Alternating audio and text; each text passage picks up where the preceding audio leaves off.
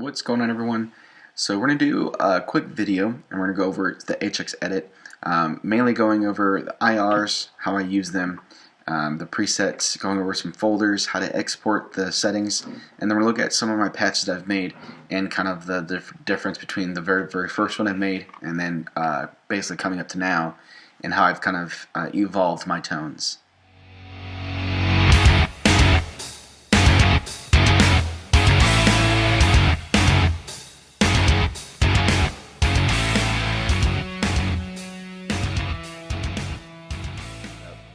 So let's go over the impulse real quick, since that's a big discussion lately. Impulse, so you can kind of get lost in the world of IRs rather quickly. So what I suggest is kind of do your research, kind of listen to some of the sound samples, find some patches that people have using these IRs, and then kind of settle on a few, because there are endless amounts and you can easily spend a couple $100 just continually buying IRs. What I've done is I've sampled a few, and what I've settled on is a few from 3 Sigma Audio, which are these right here. I have a few from the Friedman section right down here. The Line 6 IRs that you can download for free off the site are right here. I had a few Fortin. I'm not too super excited about those, but I just have them since I downloaded them. One of my favorite recently is the Celestion IRs that they have on the website. So they have their free IR, which is the V30 mix, and off of that they just recently released the Shure Amp combo set, which are loaded with Celestion speakers, and these things are an absolute beast. So from here to here are all the Celestion speakers from Shure's. I have a few Ownhammer, and there's a site called CCOW, and they have a ton of IR speakers that you can just download. And what I like about them, one, it is freeware, but they have a slew of amps from 1x12s, 2x12s, 4x12s open and close. So I just have a whole bunch from Zilla, some AC30s, some Bassmans, just kind of have some basically some selections to choose from. In the beginning, I did start miking up with IRs, and I'll show you how I did that when I first got it. And what I'm finding now is the IRs work best with cabinets as a good partnership.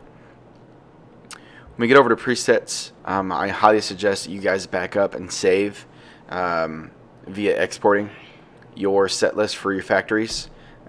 I went through and sampled all of them when I first got it, mainly just to kind of hear the difference and see the different possibilities with tone setups. And a lot of people write over them, a lot of people get rid of them, but I just back them up, save them, and kind of put them in a folder for your computer. But I usually reference them at least once a week when I go to mess with some new tones. For the other folders, I have it mixed up between rock and metal tones, praise and worship, any tones that I've made or built from the ground up for a purpose. I've put in my own custom tone folders. I have a blues, and then I have a blank folder. Now, I normally will keep this empty, and the only reason why I have a blank folder here is when I go to download a tone or a set list off of custom tones from Line 6, I will use this folder so I don't mess up any of my tones. The templates, you can add your own. You can even start loading your own presets to kick you off quicker. But this is a pretty nice folder. I highly suggest, if you guys are uploading and making tones all the time, to create a backup of all your set list. And the one thing that people will accidentally do is they will export up here, but that exports your entire set list. And if you want to export a particular preset, you have to highlight it and hit export down here. So let's go to my tones real quick.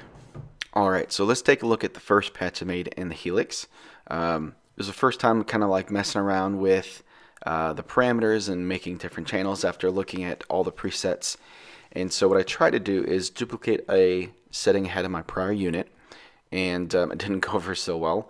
And so what I wound up doing was making a chain using basically a 2 amp preset. So 1 amp is clean, and then the amps double up for distortion.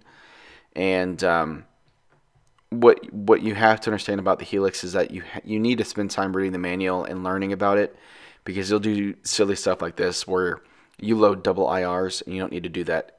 Using scene selection or snapshots, you can have the IRs change on cue. So this was the initial one, wasn't too savvy, really just thick and muddy. That transpired into the next build. The next build I used pitch pedals so I can detune half step and full step. And then this one utilized just two amps basically. Clean and distortion running to two cabs. And the little thing different here is that I have the verb after the amp, and then the cabs and mods and delays after the verb, which is kind of a difference in how things are signaled. I mean, that's the kind of beautiful thing about the Helix, is that you can re-signal anything you want out of order, and things that you would normally hear in a normal chain. That fed into a dual parallel chain, and I was still getting a thin sound even with dual cabs, and so I wound up changing it one more time after learning some more about chaining into this. And so what I have here is what sounds like 4 amps, but it's using 3. So I have my preamp phase. I have a clean amp over here, another clean amp. But when I'm on my clean snapshot, the Minotaur and the Timmy turn off. These two are clean.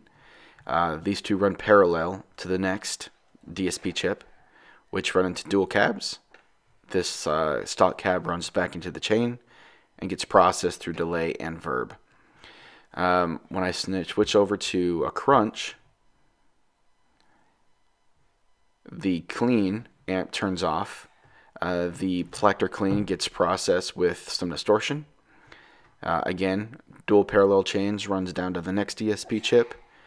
The distortion signal runs into the amp and then into the IR, same as with the cab. That gets processed into the same signal, and then it just continues to get more and more evolved. And as you know here, I have a Shure cabinet IR. When I switch to different presets, you can see the IR is changing. High-low cuts gets adjusted as needed. And so what you wind up having is a pretty decent signal routing that's super useful. And so what I would suggest to you guys is, if you make a tone and you're happy with it, before you dabble and you start adjusting a whole bunch of stuff, make sure that you create a duplicate patch and continue to make an archive copy, because there's nothing worse than having a tone that you liked maybe a week ago and you don't have it anymore because you overwrote it. But if you are changing and updating stuff, get in the habit of hitting the save button, just out of habit, because you might accidentally hit that preset button and switch out and lose all of your edits. As far as getting used to this system, just play around. Really read the manual a few times, learn and watch a couple of videos. There are a great amount of YouTubers that are doing great channel videos on how to use the Helix.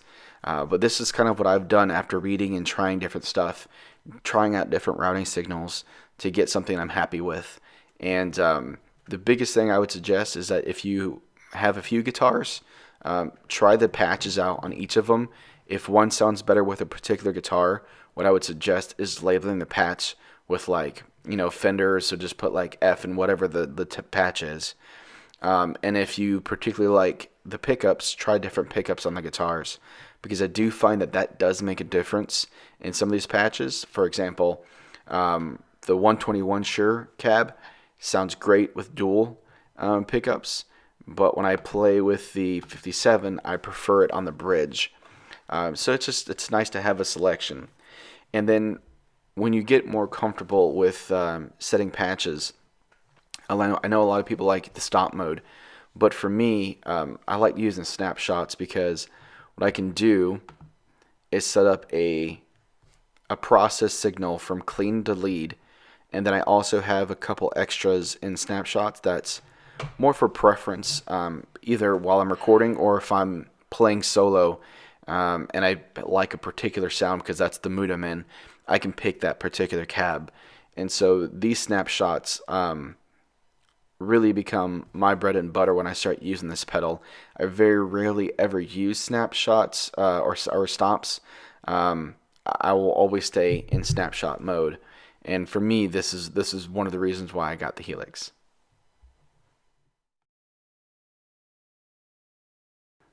All right, let's go over IRs real quick. So you can get a ton of folders in a given IR. So let's look at this particular Shure amp that I have recently downloaded from Celestion.com. And so what you'll notice is that there's a lot of frequency folders when you first get them. It doesn't look like any IRs, and so you start clicking. So I normally go with the 96 kilohertz. I just like that particular sound with the 500 millisecond. And this particular brand, they have IRs loaded for individual mics. And you can read these. It says stereo, room left, room right. If you can go over to the Shure 57, it'll say balanced, dark, bright. You can use these if you're using like maybe, let's say, dual IRs. But what a lot of companies are now doing is making mixes. So if you go in here, it'll say like the 121 plus 57 Celestion, or 421 and a 57.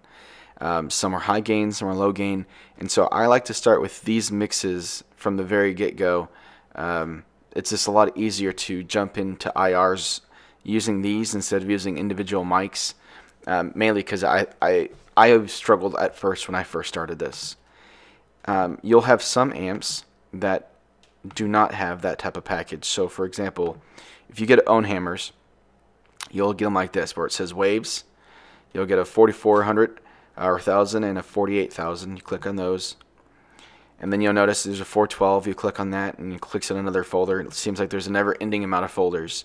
You'll have mics and mixes. What I would suggest is to go to these quick starts. And these quick starts are exactly like the Shure cabinets, where these are mixed perfectly.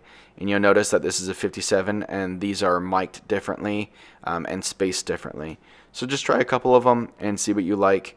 I would definitely suggest, if you're going to load these into your Helix, if you have a particular type of IR you like, I wouldn't load more than 3, because 128 does, as much as it sounds, it will fill up quickly.